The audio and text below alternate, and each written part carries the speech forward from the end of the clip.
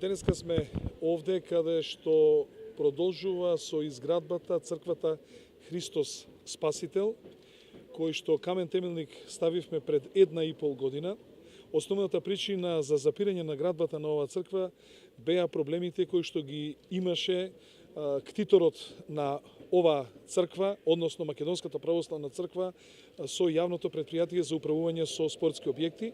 По добивањето на овој судски спор и правосилноста на тоа судско решение продолжува, можете да видите како продолжува оваа градба.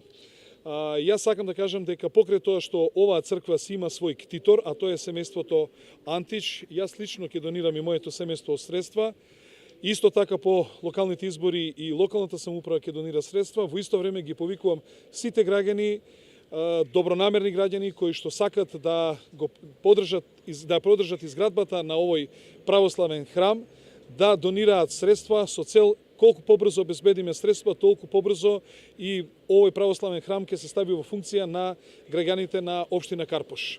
Инаку покрај оваа црква планирана е црква во Влае, значи пред порта Влае, и уште една црква кај споменикот на Кузма Јосифовски Питу.